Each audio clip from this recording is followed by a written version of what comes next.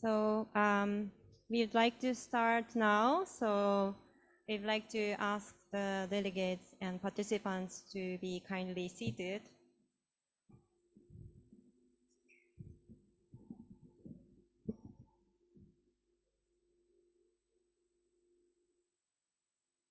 So Excellency, distinguished delegates, participants who are attending this side event in person and virtually.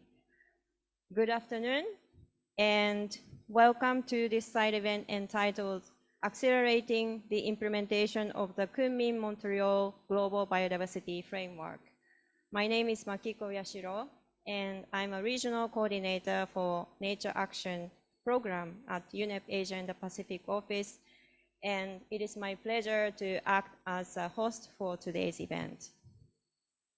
As you may know, the Kunming-Montreal Global Biodiversity Framework was adopted along with other associated decisions at the 15th meeting of the Conference of the Parties to the Convention on Biological Diversity held in Montreal, Canada in December last year. The framework serves as a blueprint to guide our efforts towards protecting nature in the coming years.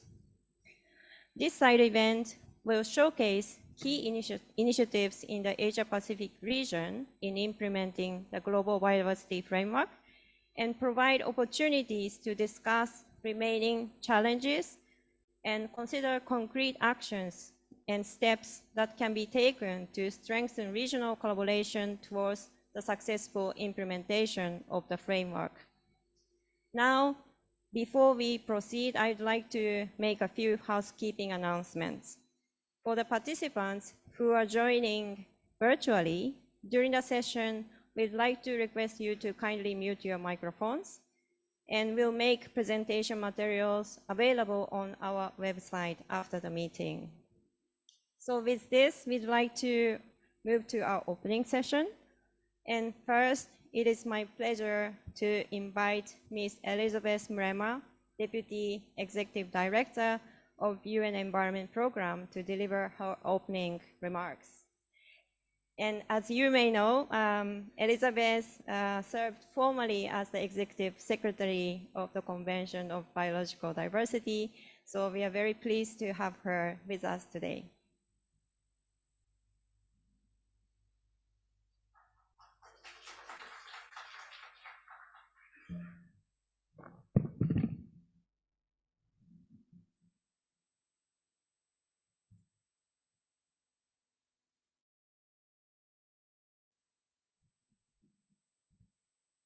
Thank you very much, Makiko.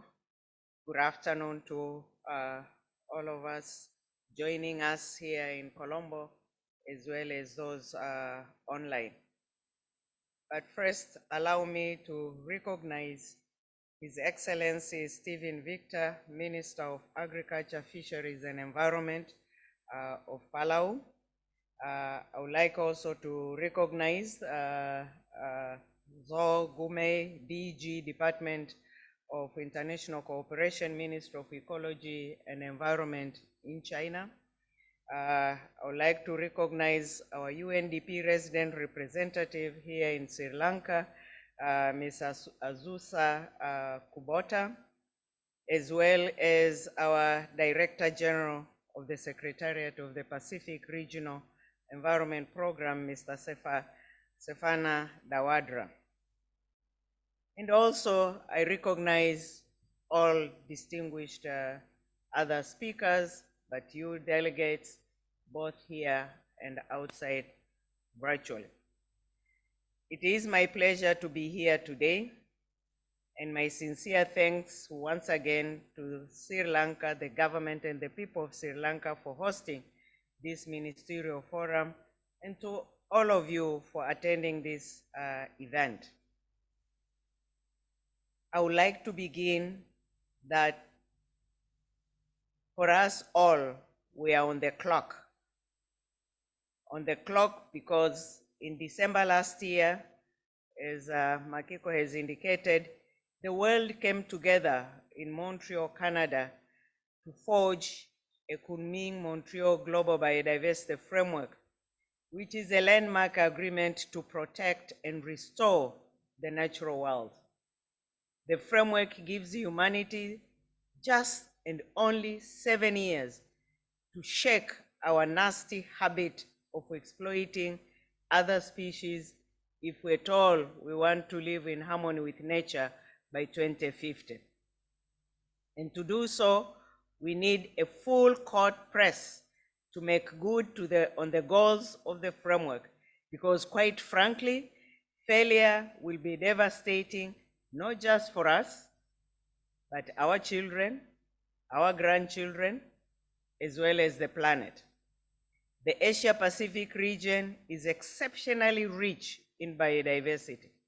The tropical forest of Southeast Asia, the reefs of the Coral Triangle, the temperate forests, and the large river basins found in this region are among the most unique on Earth.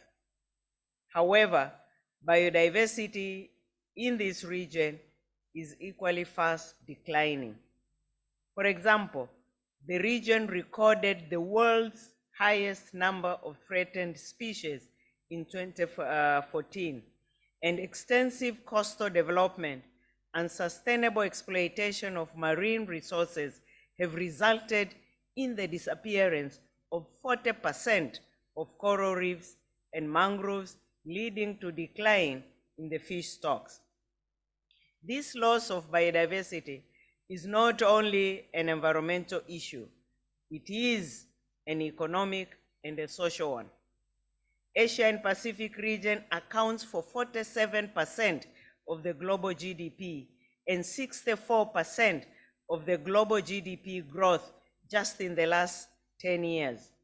That is also the world's fastest economic growth and a home of over 4.4 billion people, which is basically half of the world's total population. So the region clearly needs to act urgently to reverse the trend of biodiversity loss and protect the prosperous future of its economy and people. That is because the natural world and the resources and services it provides underpins the modern society. Without a healthy, intact ecosystem, there can be no growth, there can be no development, and there can be no future. The Kunming-Montreal Global Biodiversity Framework is an antidote to that looming catastrophe. It is the most ambitious global agreement on biodiversity in the history of international environmental governance, because it includes 4 goals and 23 action-oriented targets, and among them basically is where the countries have committed themselves to protect 30% of the land, the sea, and inland waters, while at the same time restoring 30% of the degraded land, as well as axing away at least $500 billion a year in environmentally harmful government subsidies. So, distinguished delegates, friends, there is no doubt that the framework was a monumental achievement. But also, in many ways, the hard work still lies ahead. Asia-Pacific region plays an extremely important critical role for the world to achieve these goals and targets. We need to urgently develop the regional, national, and local policies that will allow us to implement this framework. There are teeth of this historic accord, and we need them not today, literally yesterday. We also need to marshal funding to support biodiversity. It was encouraging to see in August over 180 countries agree to formally establish the Global Biodiversity Framework Fund, which will attract funding from both governments, businesses, philanthropies, and others. So now we need to seed this fund with capital.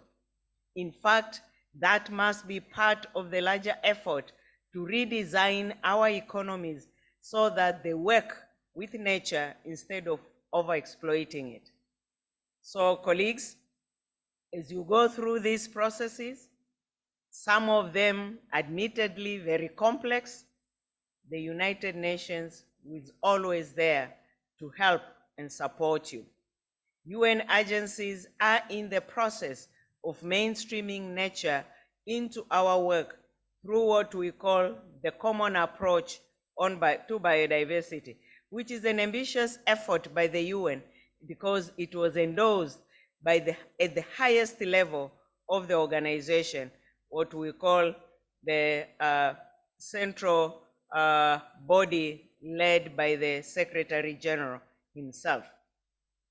Meanwhile, we at UNEP, in collaboration with UNDP as well as Global Environmental Facility, we are already supporting about 138 countries, out of which 30 are from this region, to fast track your revision and update of national biodiversity strategies and action plans in line and to align with the new global biodiversity framework. Our sub-regional partners, such as the ASEAN Center for Biodiversity, the International Center for Integrated Mountain Development, the Secretariat of the Pacific Regional Environment Program, SPREP, we are all working together actively and actively engaged to support countries in implementing this global biodiversity framework. So before I close, I would like to leave you with one parting thought. This region, the Asia Pacific, is a home to an unparalleled diverse of life. Those plants, those animals, as well as those other living things are woven deeply into societies and economies. They are precious, and yet they are fragile. And therefore, it is my hope that in the coming years, coming hours, days, and weeks, you, just as ourselves, will all do what we can so that you can further the implementation of this global biodiversity framework and show the world that really we want to live in harmony with nature. And much as it is called global biodiversity framework, it doesn't mean the targets are only related to biodiversity. We have targets on climate change, target 8. We have climate on pollution, target 7, where we are talking of reducing pollution and harmful pesticides by 50% in 7 years. That's not a small toll. It covers both land, marine, freshwater, species, but also ensures, as the result of the implementation, those benefits accruing as the result of biodiversity conservation, preservation, restoration are equitably distributed to all those who deserve, including the vulnerable groups, and particularly the indigenous peoples and local communities who are the custodians of 80% of the biodiversity, and yet they represent only 5% in the world of indigenous people and local communities. Thank you very much.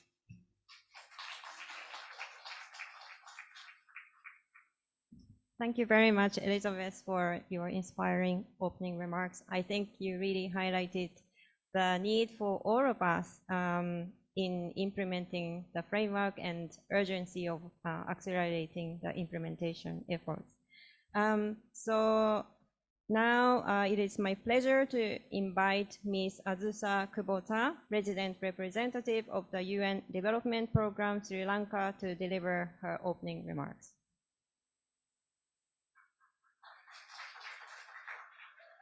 Thank you, Marco. Let me greet in the Sri Lankan style as I'm representing UNDP here. Everyone, Banakam, Assalamu alaikum, and good afternoon. Thank you so much for bringing this prestigious regional conference to Sri Lanka. We are so happy to be part of this very energetic group of colleagues here. Let me first welcome and acknowledge the presence of Madam Elizabeth Murmur, Deputy Executive Director of UNEP, and her team, esteemed team from different parts of the world, and Honorable Stephen Dichter, Minister of Agriculture, Fisheries and Environment from Palau, and also Ms. Zhao Guomei, joining online, Director General of the Department of International Cooperation, Ministry of Ecology and Environment of China, and also colleague from this SREP, Director General, Ms. Stefania Navadora, and also esteemed colleagues, friends joining in person and online. Once again, very good afternoon. A lot has been already said, so I have very little to add, but let me say on behalf of UNDP, we are very deeply humbled to be part of this joint side event this afternoon with UNEP. The Global Biodiversity Framework adopted in Montreal in December 2022 marked a profound moment already mentioned in our shared commitment to safeguarding biodiversity. Biodiversity loss and the failure to take climate action are now cited as the two gravest global risks with severe impacts on humanity and our existence. This reflects our clear and ongoing neglect of biodiversity at our own peril. The GBF challenges us to transform our relationship with nature by 2030, aligning with the 2030 Agenda for Sustainable Development and its Sustainable Development Goals, and we are seriously off track in attaining them on time. All of us would agree how important it is to ensure the implementation of the framework to accelerate progress on the 2030 Agenda. Successful implementation would deliver multiple SDG dividends, including direct and reinforcing links to our common goals on climate, pollution, poverty eradication, addressing inequalities, promoting women's empowerment, good health, jobs with dignity, and economic recovery. Nature is the bedrock of everything we do in our existence.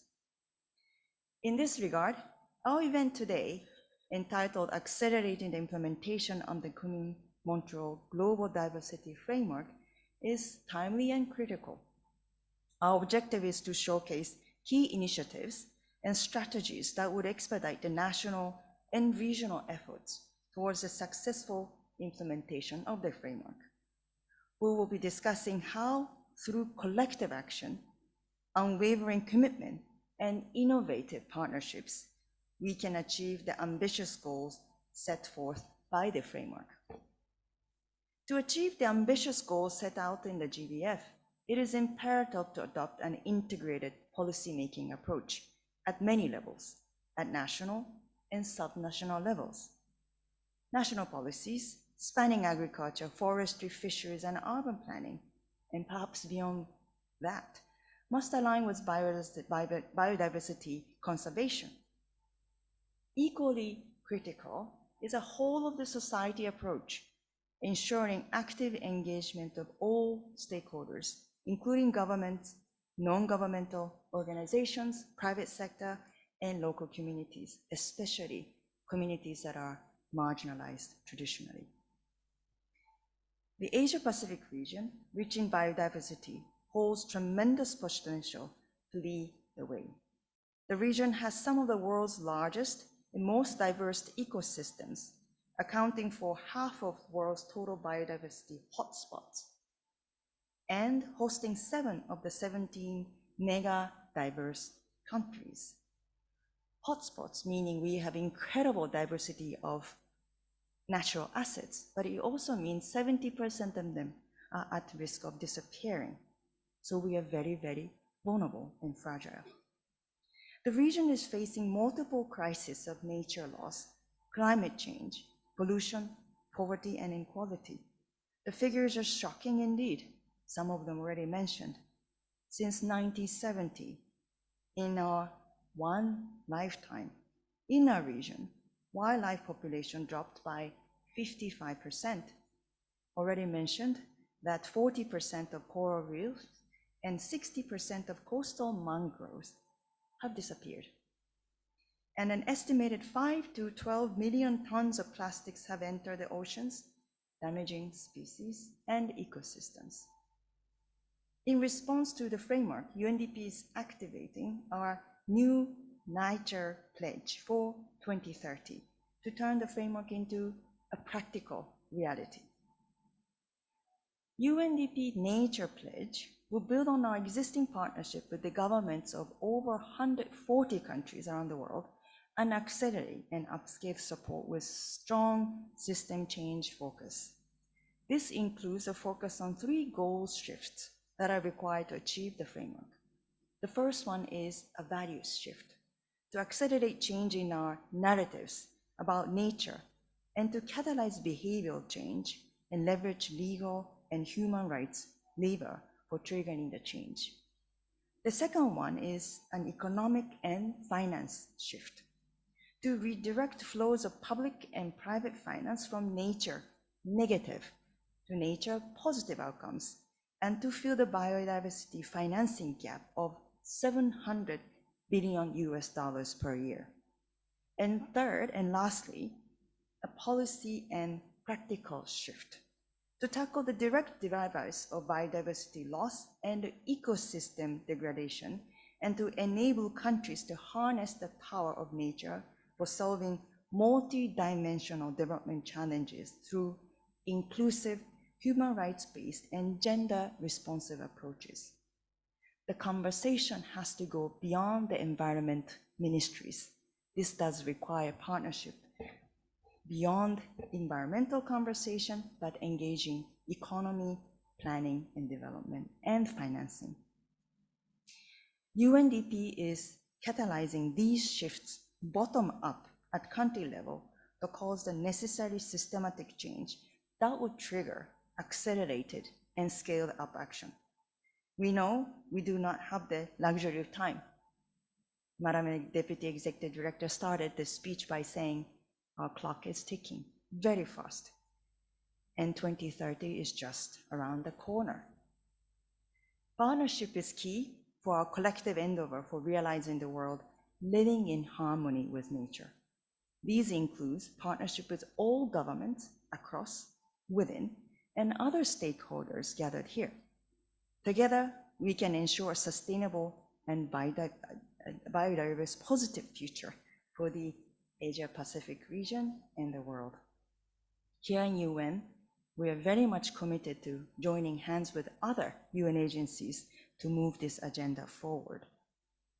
On behalf of UNDP, I would like to humbly say, please count on us, especially on the ground at the country level.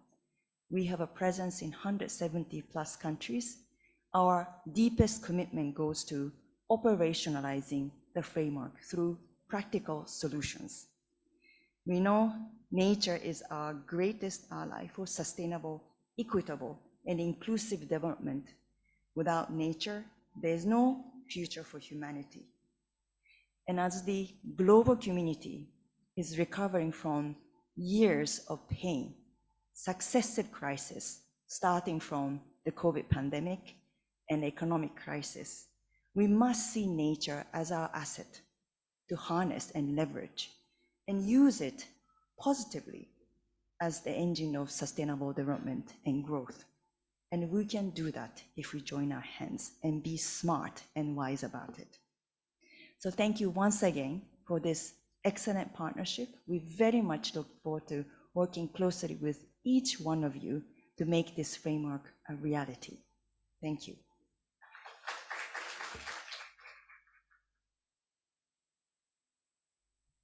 Thank you very much, Ms. Kubota, for your opening remarks and encouraging words. We really appreciate close collaboration with UNDP also in organizing this side event. So now it is my pleasure to invite Ms. Zo Guomei, Director General, Department of International Cooperation, Ministry of Ecology and Environment of China, to deliver her opening remarks. She has provided a recorded message, so I'd like to request the IT team to start the video. Distinguished delegates, dear colleagues, ladies and gentlemen, I'm Zhou Guomei from China. It is a great pleasure to join you today as the representative of the presidency of the 15th meeting of the Conference of the Parties to the Convention on Biodiversity, COP15. First, on behalf of the COP15 President, Mr. Huang Runqiu, Minister of Ecology and Environment of China, I would like to congratulate you on the convening of this important event. Biodiversity is fundamental for the health of the planet, human well-being, and economic prosperity. It serves as a lifeline and the root supporting the community for all life on Earth. The Asia-Pacific region, as one of the world's highest concentration of biodiversity, is home to nearly half of the world's biodiversity hotspots. Its rich biodiversity and ecosystem services provide food, water, energy, culture, and spiritual support for 4.5 billion inhabitants. At the same time, however, the Asia-Pacific region is facing the threat of drastic decline in biodiversity. Concerted action to conserve biodiversity is urgently needed. The Asia-Pacific region has been an active part in COP15 process. With the strong support and concerted efforts of the international community, including countries in the Asia-Pacific region, China, as the presidency, successfully held COP15, promoting the adoption of the historical, ambitious, yet realistic and balanced Kunming-Montreal Global Biodiversity Framework, thus opening a new chapter in global biodiversity governance. How to fully and effectively implement the GBF, translate the consensus to actions, and achieve tangible results is the attention of the international community. Since the beginning of this year, China as the presidency and Minister Huang Runqiu as the COP15 president have made use of multiple occasions to conduct in-person conversations with the President of the United Nations General Assembly, high-level officials, and representatives from various countries, as well as international organizations, to discuss the fulfillment of COP15 outcomes and build political consensus and the will of all sides to implement the GBI. Ladies and gentlemen, we have embarked on a new journey of global biodiversity governance. As the COP15 presidency, we would like to make the following proposals. First, act proactively. We encourage parties in the Asia-Pacific region, in accordance with the GBF, to accelerate updating their National Biodiversity Strategy and Action Plan, NBSAP, giving them full play in implementing the GBF. Second, enhance support. We look forward to the full play of the approved GBF fund to support biodiversity capacity building in developing countries. China will also deepen international cooperation on biodiversity conservation under the framework of the Green Belt and Road Initiative and South-South cooperation to provide support for other developing countries to the best of our ability. Third, collaborate closely together with key parties and international organizations. China is considering to jointly launch an action initiative or GBF. We hope to build a platform for all parties and stakeholders with voluntary participation and demonstrating their political will in order to implement the GBF in all-round way. At this stage, we are preparing to launch this important action initiative. You are most welcome to join us. Ladies and gentlemen, reversing the trend of global biodiversity loss is our shared mission. Let us make joint efforts, push forward the recovery of global biodiversity, and build a homeland with man and nature living in harmony. Thank you for your attention. Distinguished delegates, dear colleagues, ladies and gentlemen, I'm Zhou Wenmei from China. It is a great pleasure. Could you stop the, yes, thank you very much. So this brings us to the end of the opening session. And so now we'd like to move to session 1. And it is my pleasure to now invite Ms. Marion Nielsen, our Deputy Regional Director of Unip Asia in the Pacific, to moderate the session.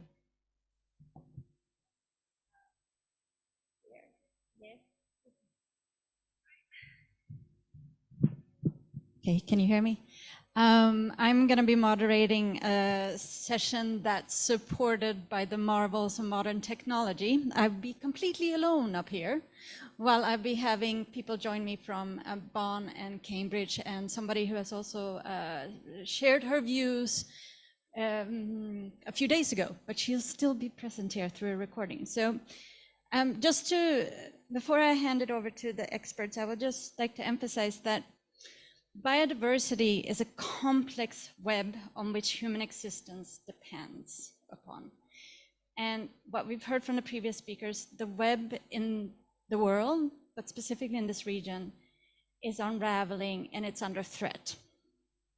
And so this session aims to provide a brief overview of the overall context of how the global biodiversity framework is our global plan to repair this web and sustain all life on Earth. And it will set the scene for the discussion. So first, I'm going to invite Ms. Julian Campbell.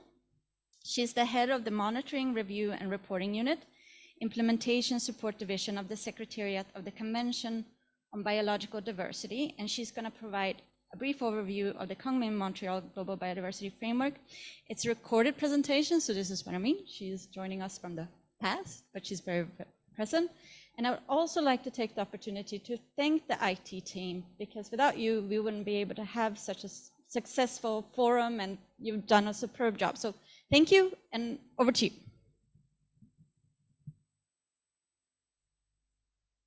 Good morning, everyone, or good afternoon.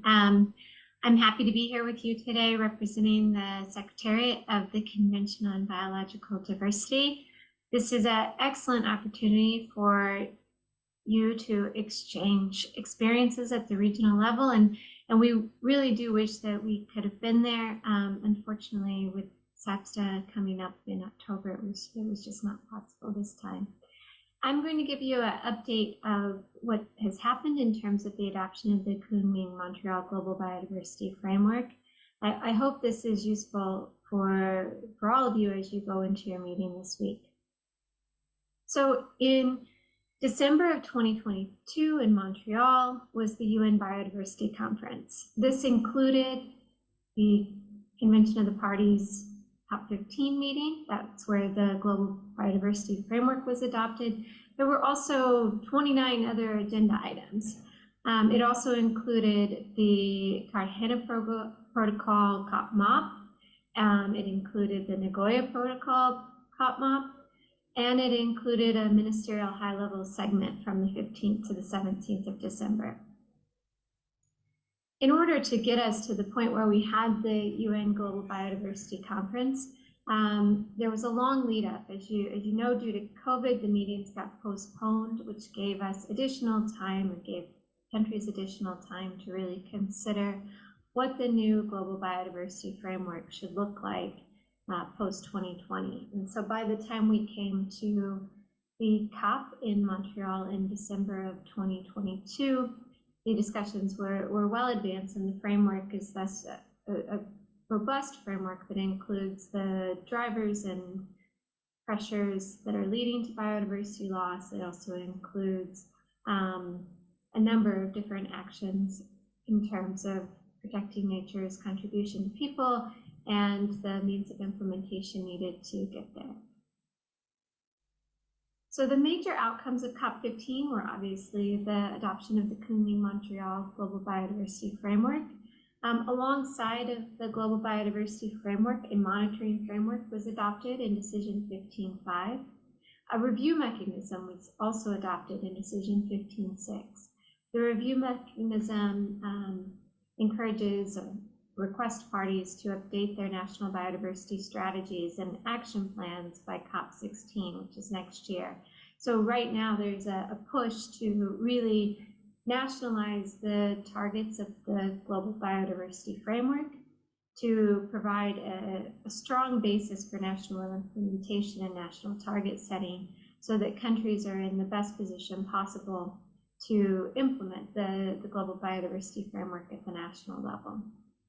There was also a decision on resource mobilization, which was part of the major outcomes, one on capacity building and development and technical and scientific cooperation. And then there was a digital sequencing information on genetic resources decision that provides a way forward to developing a multilateral mechanism for DSI. As I mentioned, there were also a number of decisions that were at the Cartagena Protocol COP-MOP and at the Nagoya Protocol COP-MOP.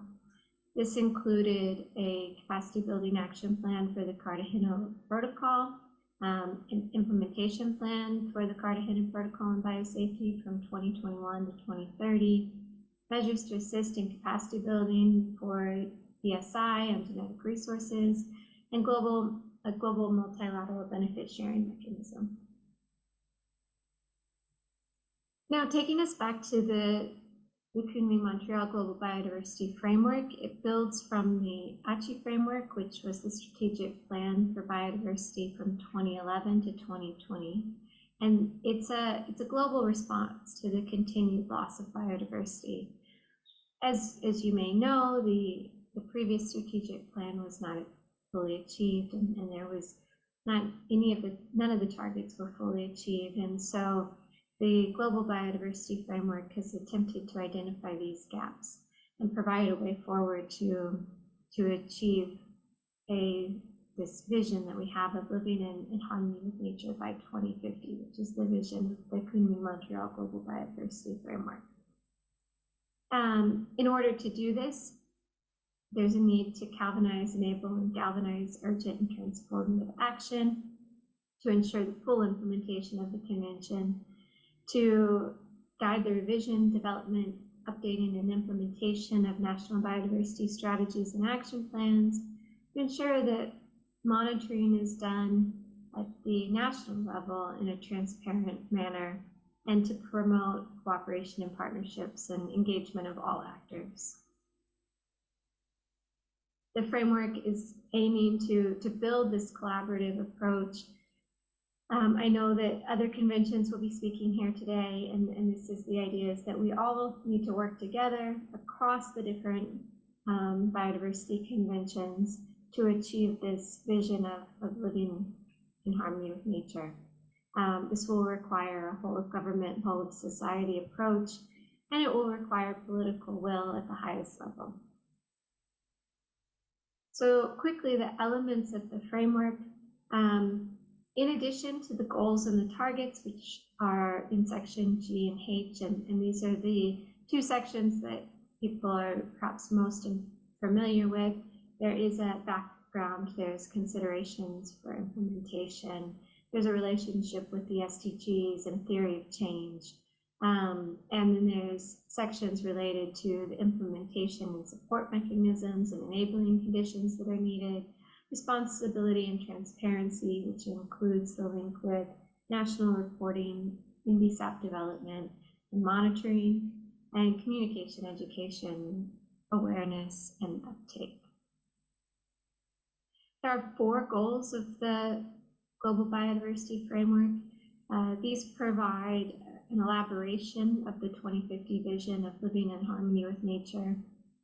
Goal A is that ecosystems are conserved, extinctions are halted, and genetic diversity is maintained by 2050. Or paraphrase of Goal A is this. Goal B is that biodiversity is sustainably used and its contributions to people are maintained or enhanced or restored. Goal C relates to benefits from the use of genetic resources being shared and sustainably increased. And Goal D relates to means of implementation, including reducing the funding gap of $7 billion US. The global targets are action-oriented targets to 2030. Targets 1 to 8 relate to reducing threats to biodiversity. Targets 9 to 13 relate to meeting people's needs through sustainable use and benefit sharing. And targets 14 to 23 relate to tools and solutions for implementation and mainstreaming. All of these targets provide specific advice on actions that need to be taken in order to achieve the goals and the vision of the framework. And this focus on nationalization of the Global Biodiversity Framework targets would be to include national targets which relate to these actions as well, so that national action will then contribute to the achievement of the global goals and vision as well. The Global Biodiversity Framework was strongly welcomed by parties and stakeholders. It's received positive press and it is providing a way for us to all get behind this vision of living in harmony with nature and taking action towards protecting the future and providing a future that will work for all of us. So with that, I hope that you have an excellent rest of your meeting, and thank you again for inviting us. Okay, can I hear a round of applause for Julian so we can tell her we're grateful for her overview of the Global Biodiversity Framework and the outcomes of COP15 and its history. We are running short on time, so I'm not going to do any reflections. I'm just going to speed through and get to the next speaker because that's who you really want to hear from. And our next speaker is Ms. Laura Serasi. She's the Program Management Officer at the Secretariat of the Convention on Migratory Species, also known as CMS. She will speak about the links between other biodiversity-related conventions. As you probably know, the Global Biodiversity Framework doesn't just service the Convention on Biological Diversity, but also all the other conventions that are also for the implementation of other biodiversity-related conventions. So Laura will be giving us a perspectives of how the Global Biodiversity Framework helps address priorities for her convention as well as others. So thank you, Laura, for joining us. You're in Bonn, I'm assuming. Good afternoon. Good afternoon to everybody, and thank you for having me here today. I'm really pleased to address this distinguished audience on behalf of the Secretariat of the Convention on the Conservation of Migratory Species of Wild Animals, also known as CMS.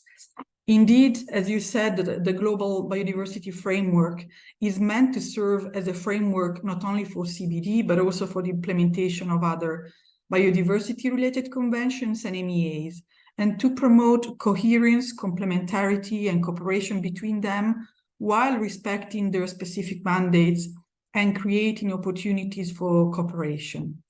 From the perspective of CMS, the framework and important CBD decisions underpinning its implementation include many of the key CMS priorities, which were set out by its parties in the Gandhinagar Declaration adopted in 2020, and will contribute to addressing key conservation needs and threats to migratory species. Likewise, the implementation of CMS commitments will directly contribute to many aspects of the framework. In March this year, the CMS Secretariat issued a summary of the most relevant aspects of the framework and related decisions, which highlight how the framework helps address priorities of CMS and to some extent of various other conventions. And I would like to note a few of them. First of all, ecological connectivity, which is of course a critical element for biodiversity, but especially for migratory species and thus for CMS, but also for many other conventions as it addresses land degradation, restoration, climate mitigation, and adaptation. And connectivity is reflected in many elements of the framework, namely Goal A, Targets 2, 3, 12, but it's also relevant to Target 1. Then Goal A and Target 4, calling for halting the extinction of species and increasing their abundance, are in line with CMS mandates and the implementation of numerous conservation actions and instruments. Target 5, on ensuring that any take, trade, and use of species is legal and sustainable, is particularly relevant for species under CMS and for its work on zoonotic diseases. The framework and its supporting decisions recognize also the importance of cooperation at the transboundary, national, international levels, in addition to the national level, of course, which is really at the core of CMS work, as well as of many other conventions, such as Ramsar or the World Heritage Convention. Then Decision 15.6 encourages parties to include actions to implement relevant commitments and recommendations under the various MEAs in the National Biodiversity Strategies and Action Plans and BSAPs. And this has been called for in numerous COP decisions of CBD, CMS, and other MEAs in the past. And it is really the most effective means to ensure better coordination of implementation efforts of all the MEAs at the national level. The same decisions, 15.6, recognizes that the MEAs will provide essential contributions to the implementation of the GBF, consistent with their mandates and priorities. And really the work under CMS and these MEAs can play an important role, not only in the implementation, but also in the monitoring of the framework to ensure its coordinated delivery at the national level. And then finally, decision 15.15, which provides guidance to the GEF for the aid replenishment, highlights two important points. One, that the implementation of the biodiversity-related convention and MEAs in the context of MBSAPs will contribute to the GBF, to the framework, and that the important contributions of the conventions and MEAs in the implementation of the framework will promote synergies, cooperation, and complementarity. And this is really important for the implementation of those conventions, such as CMS and CITES, and others, of course, which do not have the GEF as their financial mechanism. So in anticipation and following the adoption of the framework, the CMS Secretariat has taken steps towards contributing to the implementation of the framework. And some of these steps have been taken in cooperation with other conventions. These include, for instance, and first of all, the preparation of a draft strategic plan for migratory species for consideration at the next COP, which will take place in February next year, that took into account the relevance of the framework for the mandates of CMS, and also identified those aspects in which CMS can play an important role. And this strategic plan sets forth the key strategic priority for CMS while providing linkages, and responding to wider global priorities for the framework. Then other steps included the development of a joint work program with the CBD Secretariat, to promote collaboration at the Secretariat level on implementation, capacity building, and other areas of interest. Also supported the integration of CMS priority in MB-SAPs, so working with other conventions and UNEP and UNDP, which are leading on GEF projects to support countries revise their MB-SAPs. But also supporting the provision of guidance for the implementation of specific GBF targets. For instance, CMS contributed to the development of guidance for the implementation of Target 3, but also disseminating information to CMS parties about GEF 8 funding that supports the implementation of the framework. Promoting initiatives and projects with partners that contribute to aspects of the framework. For instance, CMS is in the process of supporting the application of ecological connectivity and landscape conservation planning in line with Target 3 of the framework, which focuses on the use of an approach to assess and design protected areas networks for connectivity. And this can be, of course, applied in many regions and for many types of ecosystems. And finally, we have been engaging in the continuation of the Bern process as per the CBD decision 1513, which invited UNEP to facilitate in a process for cooperation among parties to the various conventions and the implementation of the framework, and to attend this Bern 3 conference in early 2024. In view of this conference, each convention secretariat is invited to facilitate the nomination of regional party representatives and also to contribute to the discussion by making concrete proposals on how they wish to contribute to the implementation of the framework. So with this, I would like to end my intervention and thank you very much for your attention. I'm happy to respond to any question. Thank you. Let's give her a round of applause. Thank you, Laura. That's wonderful. And you've highlighted the importance of working together, that it is across conventions, and not only across conventions, but also across the UN system and other partners to the UN. And you gave really good examples of how this can also be done and that we need each other. Now I'm going to hand it over to my wonderful colleague, Mr. Neville Ash. He's the director of the United Nations Environment Programme and World Conservation Monitoring Center, also known as UNEP WCMC.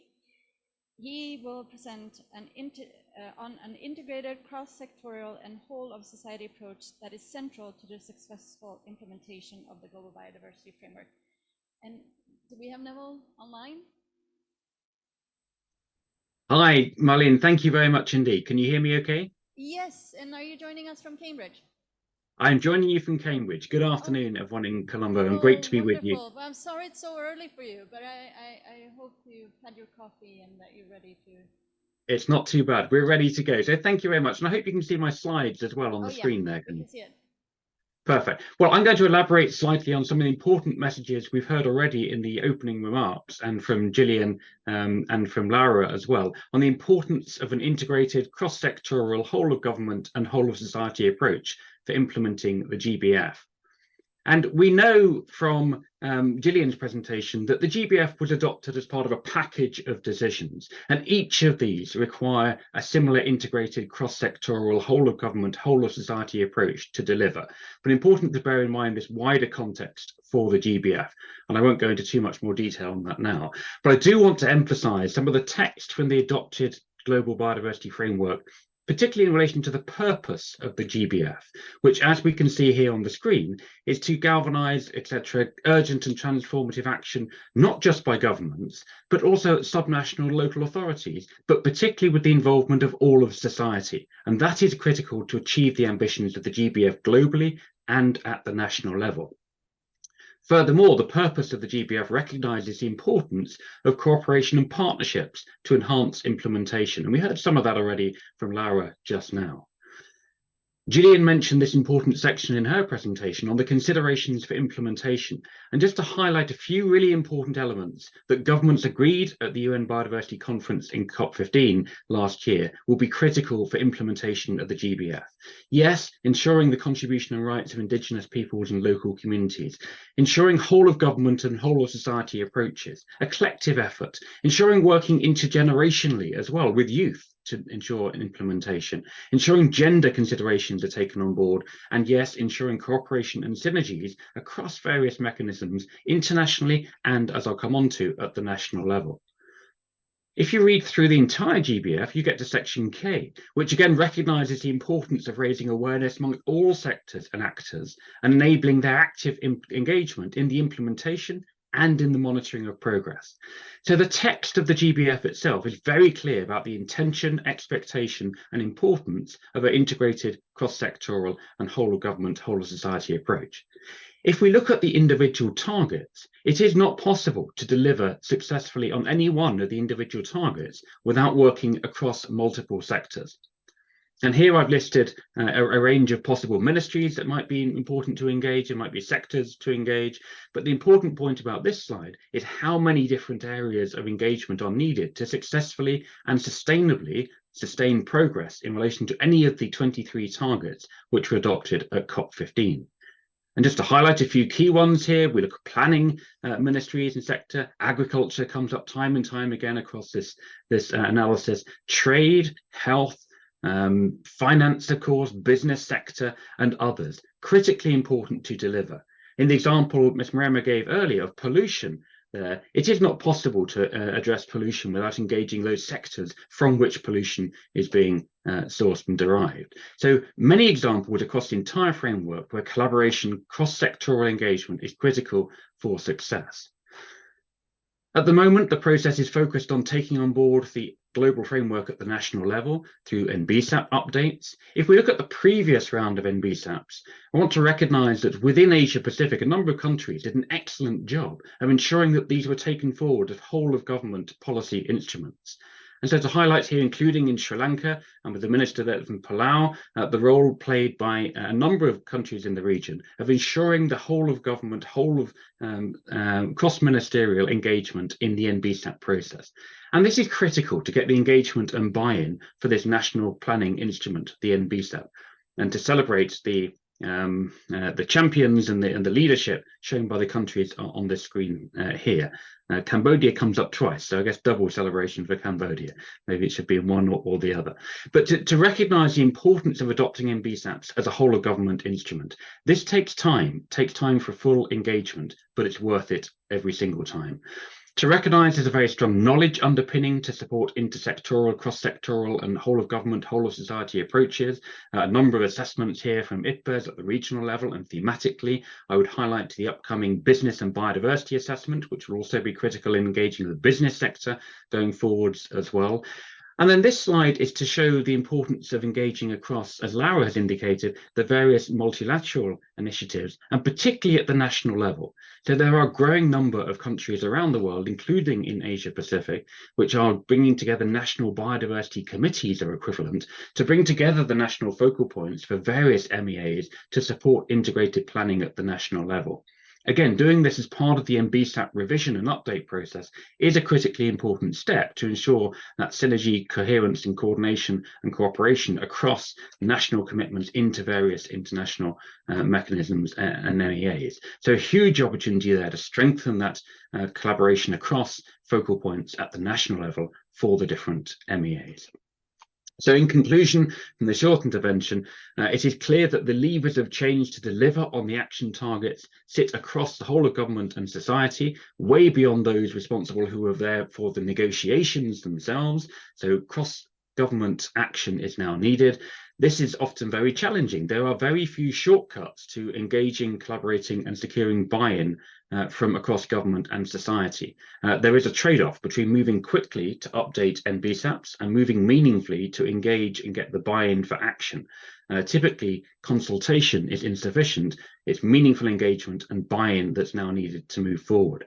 But we do know that successful implementation of the Global Biodiversity Framework, both globally and at the national level, will depend on the extent to which we are successful in securing that whole of government and whole of society engagement. And it's very clear that champions are now needed to advance on that process of ensuring whole of government and whole of society engagement, and building on the success within the region of securing NBSAPs in the previous round as a national policy instrument. Look very much forward to supporting through the UN system the governments in the region to do likewise as NBSAPs are now being updated for COP16. So I want to leave you with that important message that leaders and champions, for which there are many opportunities in Asia Pacific, are now needed to deliver the GBF at the national level through a whole of government and whole of society approach. Thank you very much.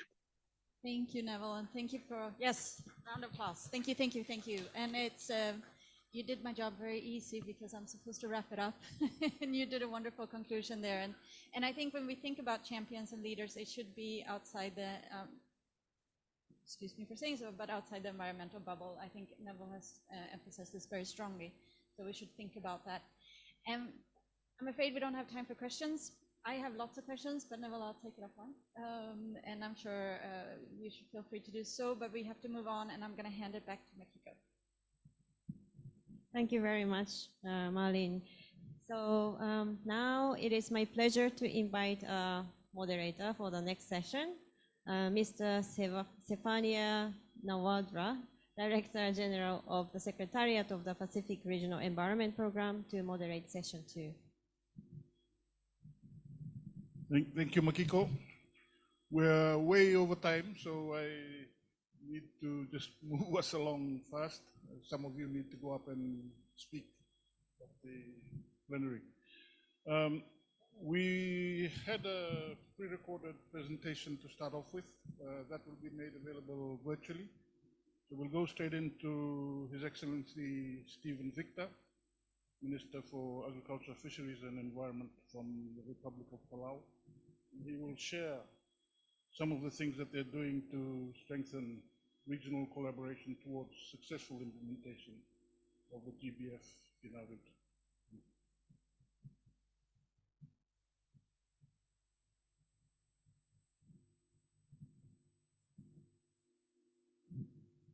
Good afternoon, everyone. In the interest of time, I will speak rather quickly as I need to be going upstairs. So with respect to implementing the Global Biodiversity Framework, let me share an experience from Palau. About 25 years ago, Palau experienced what we call our first modern experience of climate change. Close to 90% of our coral reefs bleached, and many of our people were wondering what is happening to our reefs. Nothing they've ever seen before. But that really galvanized some of our actions that led to where we are today. 20 years ago, we established our first National Protected Areas Network, calling for 30% of our coastal marine habitats to be put under protection, as well as 20% of our terrestrial habitats. Today, I'm happy to report that on the terrestrial side, we've achieved 18% protection, and on the marine side, we've achieved 30% protection. And Palau didn't stop there. We sort of expanded the effort throughout Micronesia, and we worked with our Micronesian region within the North Pacific to establish what we call a Micronesia Challenge. And again, it was a commitment by 5 governments to protect at least 30% of coastal marine habitats and 20% of terrestrial habitats.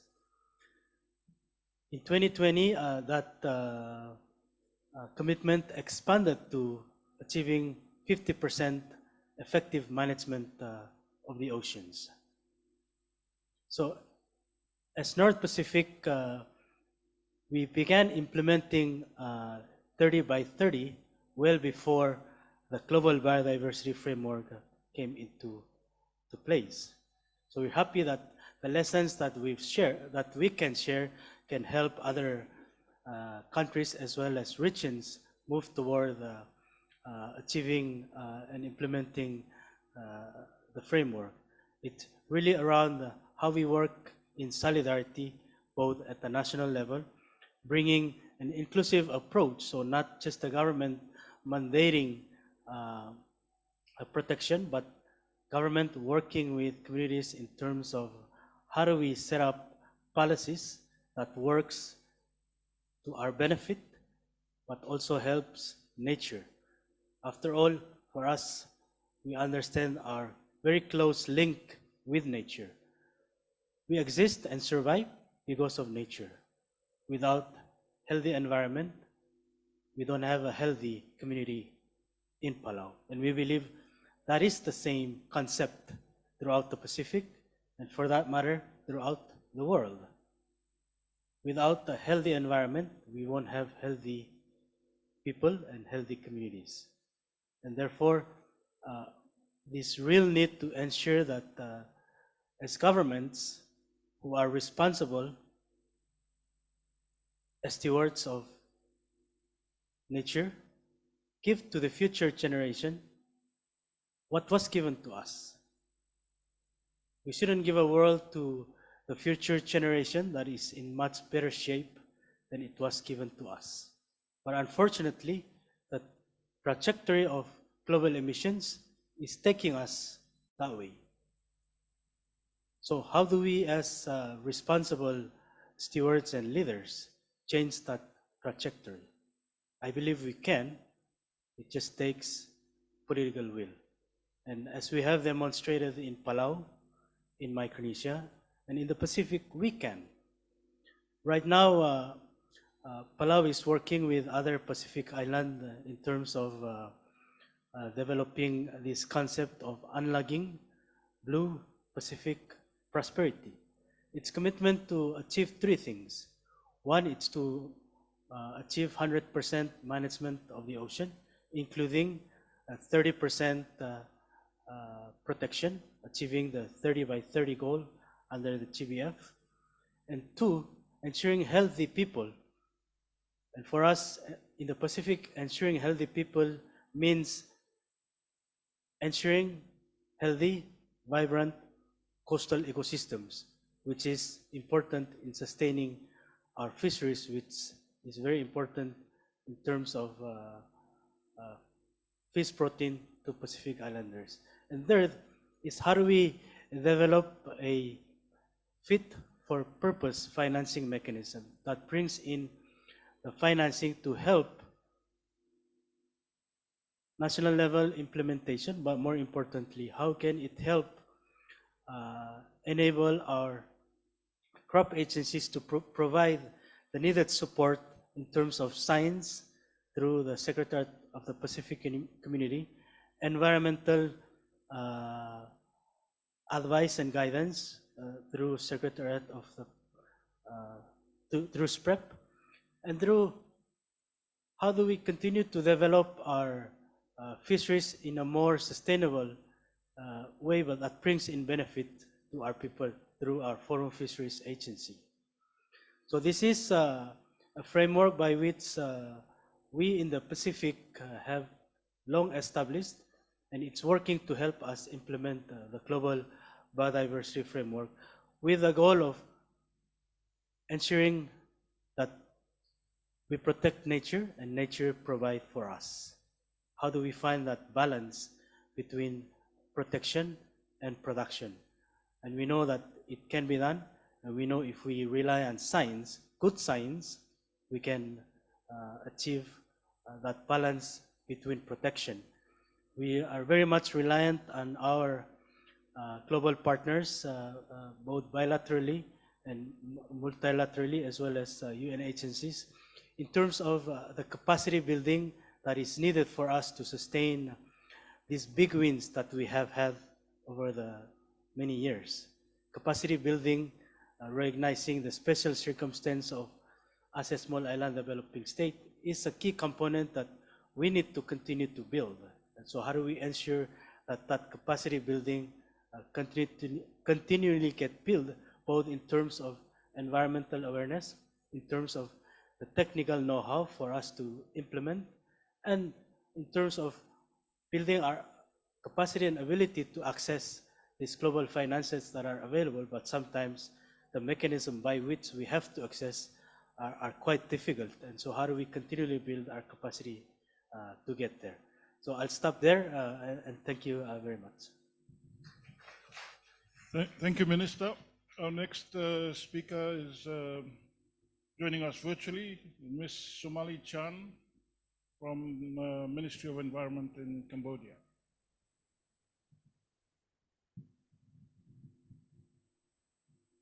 Hello. Good afternoon. Are you hear me, Stephen? Please go ahead. Yes. Okay. Thank you very much. So thank you very much, Stephen, and good afternoon, ladies and gentlemen. And today is my privilege to share our experience on the Cambodia NBSAP updating and also the contribution of the national to the implementation of the Global Biodiversity Framework. First of all, I would like to take the opportunity to thank to the UNEP, WCMC, and UNDP that give me the chance for this time. I would like to speak small, but when I look at the clocks and the time, it's really run out very quickly. So I would like to be very brief of my speak to be very short. So I'm going to share first about how Cambodia or national can contribute to the implementation of the Global Biodiversity Framework. In Cambodia, we have an initial step for 3 initial steps.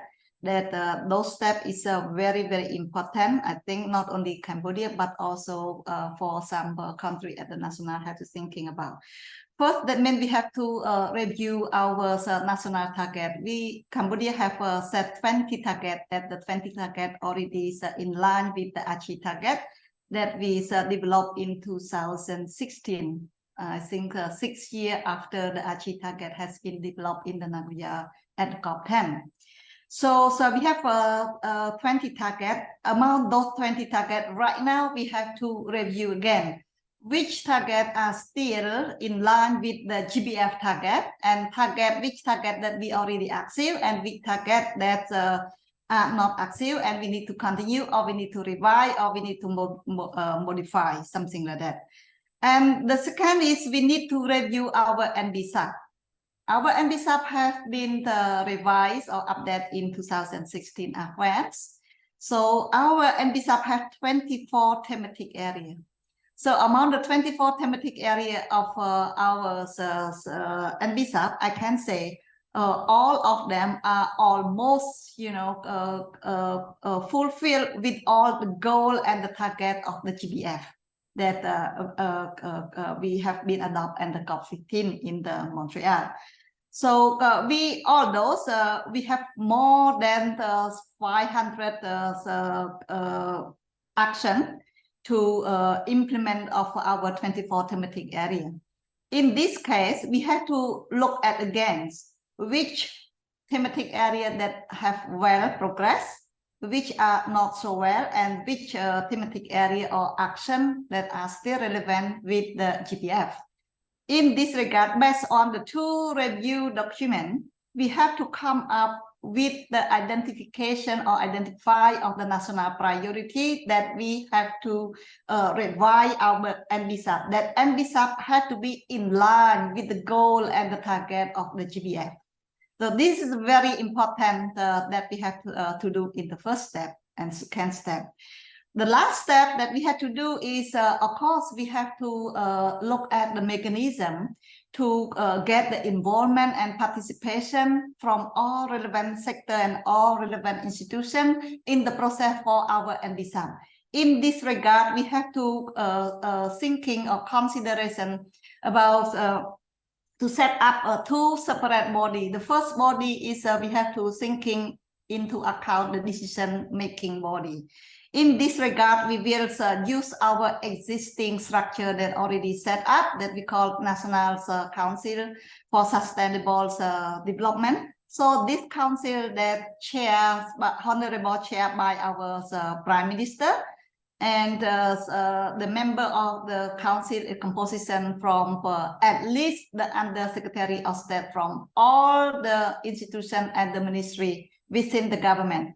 So this body will act as decision making and guidance and provides, you know, the authorization to approve of the document and make the NBSAP to be the legal binding document for implementation at the national level. The second body, of course, we need to set up the technical working group that we call technical working group on biodiversity. That technical working group will play the significant role to facilitate, coordinate, and then engage all relevant institutions and all relevant stakeholders, including private sector, local community, indigenous people, and also the NGO and also international organization as well. We make sure that our NBSAP revision not exclude everyone to implementation and to come up with this policy. So this is what that the initial step that Cambodia plan to do for the implementation of the GBF. Now, all those we have twice updated our NBSAP, but we still meet a lot of challenge. The first challenge that we face so far and up to now is the limit participation and involvement from all relevant stakeholders and all relevant institutions. This one, we have several reasons. The first reason is because of the conflict interest. The second is the capacity are still limited. And the third is probably is the we not come up with, you know, like strong enough for commitment or the mechanism that make that you know, like the incentive mechanism to get involvement from them. The second challenge is the capacity of the I did not say government institution, but also all at level, especially at the community level, still limit in terms of the understanding of the framework and understanding of the legal document in the country. So this also make the barrier for the contribution and involvement from them in the decision making and the development of any strategic or action plan or any policy. And the third is we are very, very limited in terms of the evidence base or the scientific evidence base. Because of the limitation of the scientific information that make or that show the decision or the policy maker to ensure that this is the value of biodiversity, the value of ecosystem that going to contribute to the sustainable development and contribute to the human well-being are still lacking. So that is the really challenge for us. If we look at back from the previous until now in Cambodia, you are really to see any project that really focus on the scientific research of the research project. That is a very challenge, still challenge right now. So the last challenge is, I can say the coordination mechanism among the relevant biodiversity convention, or we call multi-environmental agreements, are still limited. Each convention have each focal point, have each mandate, have each strategic plan, so that it's hard for us to bring them together to sit, to discuss, and make a common issue and a common goal and strategic. And now we can move from our challenge to the opportunity. So we already start in Cambodia. We have the synergy among the 3 Rio Convention. So this project implemented by the UNDP, it quite helped us a lot to set up the system, set up the mechanism, set up the modality for, call for all the convention and work together, sharing experience, and also share the resource as well, and complementary each other in terms of the gap. And Molly, can you please wrap up, please? Okay, so that I move to the last. Based on this challenge and the opportunity, we would like to seeking or request for UN agency or international organization to come up together to thinking about the synergistic modality or any coordination mechanism call among the mere convention to work together for implementation of the GBF and make sure that the GBF is not only the convention for biodiversity for the Ministry of Environment, but also the framework for all the relevant convention.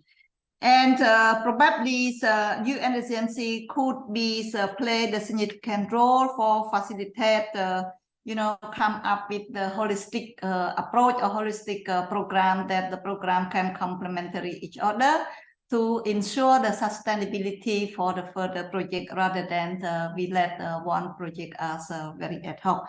The last that we expect from the UN agency to help us for implementation of the GBF is the capacity building. The capacity building and the technical support. The capacity building, including the capacity building for the resource mobilization to implementation goal D. Thank you, Somali. We really have to finish because people have to go up plenary, please. Okay, thank you very much. So thank you very much. All the best with your planning and consultations for NBCEP.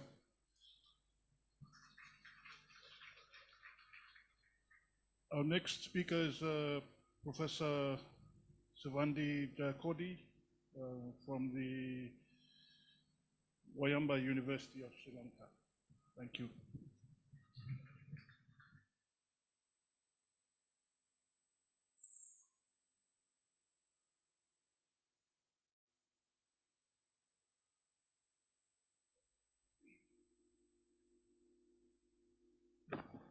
Your Excellencies, ladies and gentlemen, I'm trying to be very, very quick.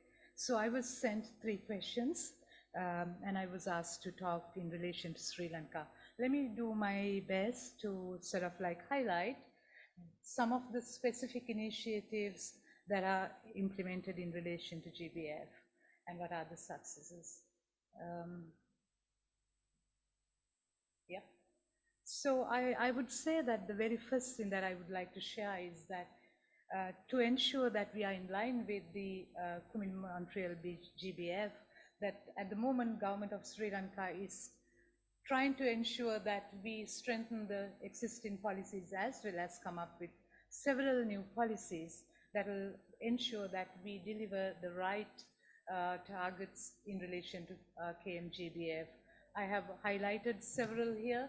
And you can see from it varies from the proposed national biodiversity policy to climate change policy, but also knowing that pollution is a great problem in Sri Lanka, not just for the biodiversity, but for everyone.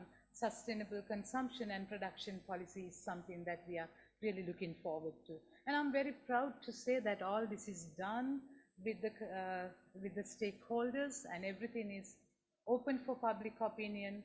But most importantly, going beyond the policies, we are also very much keen to come up with the frameworks and action plans concurrently. But what is very important is also that in coming up with these things, identifying the key implementers, supports, and also multiple sources of finance, which is sort of like driving us forward. That's one thing I want to share with you, but the next thing is quite interesting. That's the multiple initiatives that we are at the moment implementing to ensure that strategic environmental assessments are done and that we are establishing national databases, but very importantly, going into grid-based spatial data-backed decision making. Now that has been something that we've been talking for a while, but has already started. And I'm going to share with you some of the examples where we, under environmental sensitive assessment, ESAs, that we are looking into where the species are and why are they there. So you can see some of the ongoing work. But how is it helping? It's helping in a very interesting way, and it's very much linked to the targets of GBF, identifying what are the potential protected areas that we can come up with, what are the new environmentally sensitive areas. What you see here in green are the existing protected areas, but what you see in brown are the sensitive areas, so that we can take decisions and align ourselves with the targets of GBF, with the decisions and also decisions that are scientifically backed. Then the third thing that I would like to talk about is science-driven restoration. As you can see here, we are moving forward science-driven restoration, where restoration is done through scientific approaches, learning from the mistakes, but moving forward with data so that restoration, which is a great target of the GBF, is also achieved here in Sri Lanka. So the second question that was sent to me is, what are the remaining challenges and the priorities? I've come up with a list here. I'm not going to go through all of them, but let me highlight something quite important. The one in the very bottom, which is the environmental literacy for all. I think that's something that we really need to take very seriously, which is a challenge, because what we do understand is to convince that achieving the targets of GBF is not just the responsibility of Ministry of Environment, but it's the responsibility of all. And also, very importantly, information sharing and also the access at all level is a very important thing. Let me go straight into the last question that was posed to me. That's the, what do you expect in terms of support? Plenty, but I wouldn't go into all, but let me tell you a few things. One, very importantly, is that we are moving on to ocean. So in order to go into ocean, please support in connecting the countries that are sharing the ocean. So I'm talking about IRA and all the other possibilities here. But also synergizing the reporting by focal points of the MEAs at the national level. This is quite very important. We are talking about synergies, but what about the synergies at the local level and also at the regional levels? Support for that is something that I would like to talk about. I wouldn't go into spatial data, which is known to everyone, but also sharing the lessons as well as the mistakes. I think through that only we will be able to achieve the targets of GBF together. Thank you very much. Thank you, Professor. Some very important work. I'm sure a lot of people will want to contact you, especially on the SEA and the integration that you're doing amongst various streams. Our next speaker is Ms. Hiroko Urashima, the private sector, if I'm correct, from the MS&AD Insurance Group Holdings. Who is yours? Hello, everyone. Good afternoon. I will share my screen.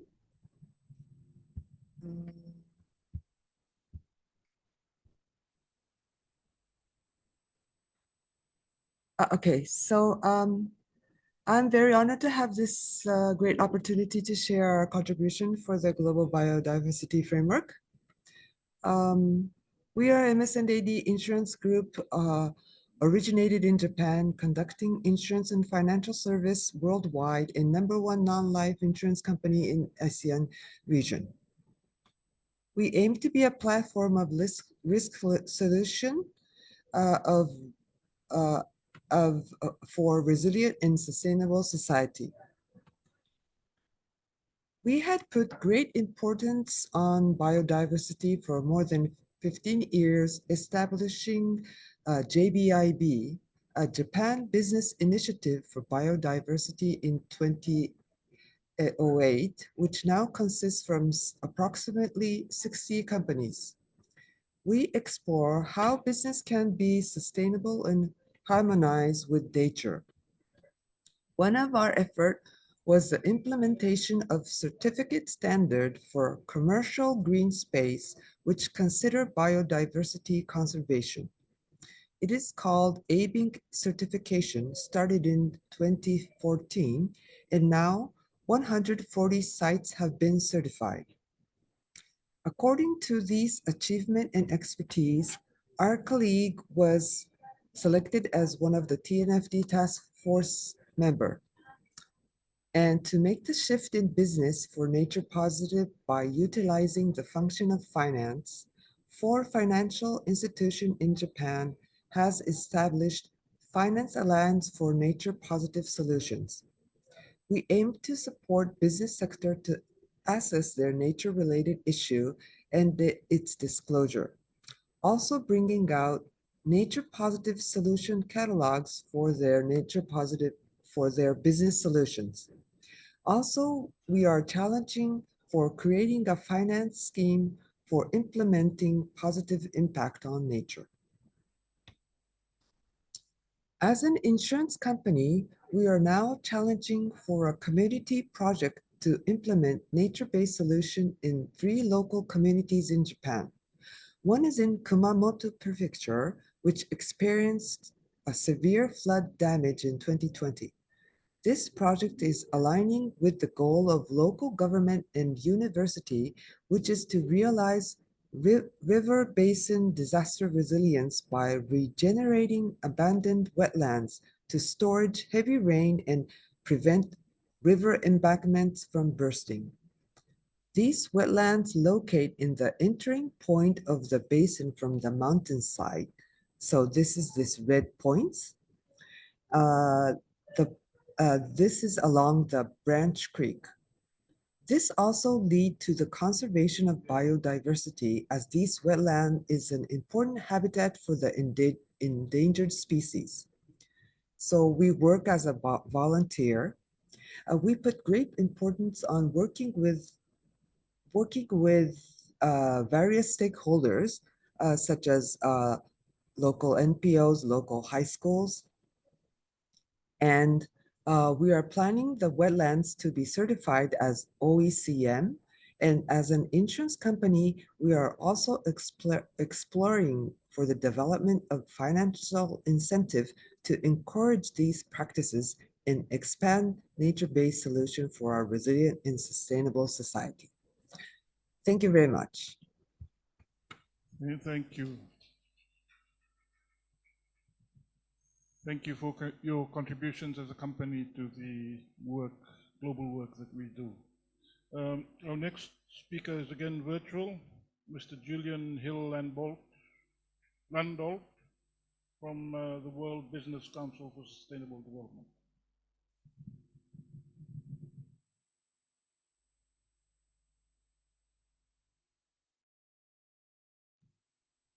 Hello, Excellencies, ladies and gentlemen. Thank you so much for having me this morning. I just need to be given permission to share my slides by the technical team, which I have not yet been given.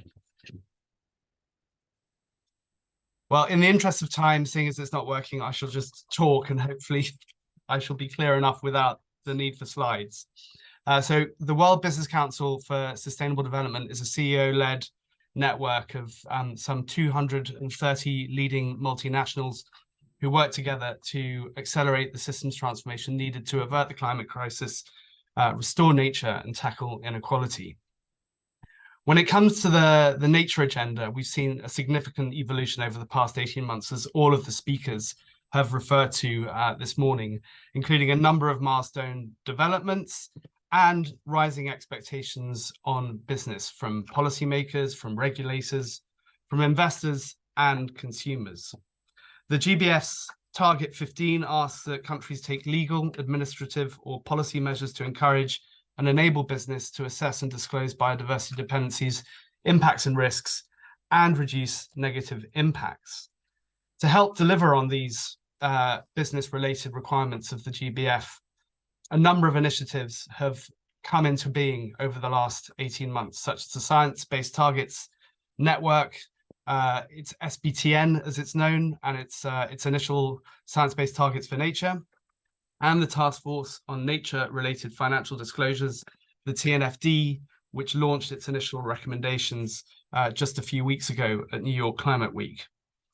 These initiatives help companies to identify the main material impacts where they need to avoid and reduce their impacts on nature, and they also allow them to identify where they're dependent on nature and therefore need to restore and regenerate nature. WBC, here we go, slides are up, wonderful. You can move to the next slide at this point. WBCSD has been working with over 75 of its member companies over the last year to help support these developments in the nature space. And again, alongside the launch of the TNFD a few weeks ago, we also launched what we call our roadmaps to nature positive, which provide companies from any sector, from any geography, with an initial foundational set of how-to steps that they can use to begin their nature journeys. The idea is that we want to provide as many companies as possible with the guidance that they need to either start on their nature journey or to check back on what they've done so far and therefore advance it further, so that ultimately they can help support the societal goal to halt and reverse nature loss. Our roadmaps to nature positive also provide in-depth analyses for 4 key systems that have very high impacts on nature: agri-food, forest products, built environment, and energy. And in those ones, we go a stage further and we provide companies with step-by-step guidance to understand their material impacts and dependencies on nature, and what their commitments for priority actions should look like and how they can get started with disclosure. We actually go through these steps for them. We've also developed similar how-to guidance around disclosures through a TNFD pilot that we ran with 23 of our members, and supporting the TNFD with the development of their own getting started guidance. Finally, we've been collaborating with the World Economic Forum and Business for Nature to provide high-level overviews across 12 of the highest impact sectors on nature regarding their main dependencies, impacts, and the priority actions that they should be taking across each of those sectors. The whole point of all of this work and of my message here today is to say that there's no need for companies not to know how to get started on their nature journeys. We've worked with our main partners to ensure that every company has the opportunity to get going on taking action in support of the GBF. If you move to my final slide, just in terms of where help is required, if you move to the next slide, well, it doesn't matter. Basically, the goal is not disclosure, it is not how-to guidance, the goal is action on nature, of course, and including nature strategies and nature in corporate decision-making. Achieving this at scale requires a whole society approach, as we've heard many times today, but specifically from a business perspective, it requires that we continue to raise awareness all around the world of the nature agenda, its relevance to business, and we leverage the momentum to raise nature in the political agenda, as this is critical to both the GBF and the Paris Agreement commitments regarding climate. That we continue to build business confidence to start or advance journeys on nature. We have the resources available that cut through the complexity of the nature agenda and help business to take credible, impactful action. And finally, that because nature is so context specific, we work together at a regional level and at a landscape level, which requires collaboration, but also a legal environment that incentivizes credible action. So it is necessary for collaboration between business and government to deepen even further. Thank you very much for your time. And thank you, Julian. Thank you for your counsel, the World Business Council, for doing much of the thinking and guidance that is necessary for businesses to participate in sustainable development. Our final speaker is here with us. In the room, she's Miss Karen Fernando. with the Center for Poverty Analysis, CIPA. Thank you very much. I feel like I'm at the long end of a session, and I will try to be really brief because lots of the things have actually been mentioned. So again, I had the same questions as everyone else. And in terms of mechanisms that really help the implementation of GBF, I think there are all manner of different kinds of examples that are there. One of the things that I would like to highlight today is mechanisms that use the model of co-management. This is where communities, this is where people who have rights to land, rights to using those resources, these are all common property. All of nature we consider common property. I really don't know if the animals consider themselves as common property, but we do. To be able to manage this land properly, we really need to have co-management systems. We are talking a lot about the need to increase. We do need 30 in 30. In order to do that, some of the strategies would tend to look much more on what you call fortress conservation. And while that may be good for biodiversity, it is certainly good for fragmented ecosystems. It really does not help sometimes in terms of inclusivity. And in making sure that indigenous communities, communities that live around those areas, communities that are completely dependent on natural resources also get their fair share. So while it is necessary to have better areas for conservation, because otherwise it doesn't make sense as an ecosystem, if we don't actually also have people, the communities actually being part of that process, it's really not going to be the engagement is not going to result in the 30. We may still fall way short of that ambition.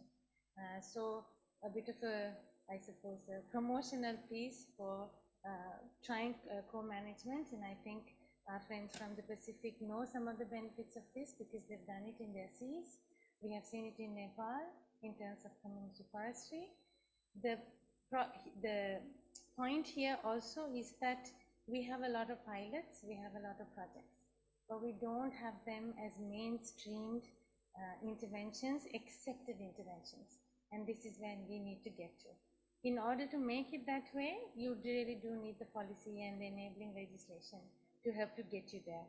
You have to accept that communities are a part of this and they should have direct management role, not a subsidiary role like a small role on the side. It is for people who manage protected areas, this can be a difficult position to be in, but I think that we've tried lots of other things, so we also need to give this a fair chance. It also requires a lot of linkages and collaborations with other institutions, which is also tough to do, but something that is required. And of course, we need resources to be able to make it happen. When we talked about challenges, so this is one of the challenges of having to protect, but also meet the needs of people and trying to find a better balance of doing it. And the enabling environment really needs to be put in place to ensure that those multiple objectives can be met. There is also this idea that it's all of society, all of government, but really there is so much diversity within that. And so many of us are going to start to pull sides on this. And we did hear from the businesses that one of the toughest challenges with this is how do you control overexploitation, mass scale use of resources. And that really requires all of government to have a watch over certain parts of communities and certain parts of societies, and all of societies to have a watch over all of government. So this really is a bit of a difficult situation. So it's nice to say that, but I think to be able to do it, it's seriously a very tough challenge. And we do need to actually accept that we are going to get here in this manner. If we don't do that, it will continue to be a challenge that we can't really address. The other issue with addressing biodiversity needs as well as human needs is that they are not one before the other. You can't, most of our development as humans has been that we have prioritized material well-being, we have prioritized economic growth, and then we have done that at the cost of the environment. We can't do that any longer. These things have to be done in parallel. We are also talking about, Dr. Sewandi mentioned this as well, that we really need to look at sustainable consumption and production. Yes, this is also the primary challenge that we have to meet. If we don't really change our lifestyles, we are not also going to be able to achieve this 2030. Let me also just skip ahead to one more point. I think there's a few I noted down, but in the interest of time, let me also just stick to one or maybe two issues. The GBF has laid out a set of goals and a set of targets that actually have tried to be resource-oriented and action-oriented. Now, as countries, we have to look at our policies. How many of us have policies that are resource-oriented or action-oriented? And in order to achieve this, we don't need one policy. We need so many policies to come together, to be coherent with each other. So that is really where our big challenge lies. Are our policies action-oriented? Are they coherent? And we really do need to think about that if we want to achieve this. The other issue is also about, we have all these MEAs, we have all these different conventions and things that we have agreed to. All of them come up with their own indicators, their own way of measuring, their own targets. And then you have our countries all dealing with reporting to so many different parties with so many different indicators. So they also need to think about, I think in the beginning we heard that the United Nations is thinking about synergies. So this is a much larger synergy we need to make. Why are we reporting to so many different types of indicators? So is there a way also to think about simplifying that need and making that a little bit more cohesive? Yeah, I'll stop there. One of the other big points is measuring biodiversity is also not very easy, and we are asked to do it at a project level. So another request from the UN and other agencies as well is, how do we do this better? How do we have simpler, easier measures, not only of social well-being, because we can measure now, you know, if you are malnourished or whether you have a certain level of income, but how do we have much better measures for our ecosystems, to know that those ecosystems are healthy, that don't require a huge amount of, you know, infrastructure and technology. And you need science, but can we have science in a way that is really practical and usable? Thank you. Thank you very much. Thank you for that, spoken like a true practitioner on the ground. Reminding us that the success of conventions and MEAs boils down to national implementation, and national implementation depends on co-management, government and all the other stakeholders. Thank you. I hand over back to Kiko. Thank you very much, Stefa. So with interest of time, I'm not going to try to summarize this discussion, but I would just like to extend our sincere thanks to all distinguished speakers and participants who joined our event today. And we hope that the information and examples and inputs provided by our speakers have provided new ideas and inspiration and will help our future efforts in scaling up actions to implement the GBF. And as mentioned before, there was a joint UNDP and UNEP presentation recorded kindly by the UNDP team, which we were unable to play today due to limited time, but we'll make sure that that is made available online. So thank you very much again for your participation, and have a good afternoon.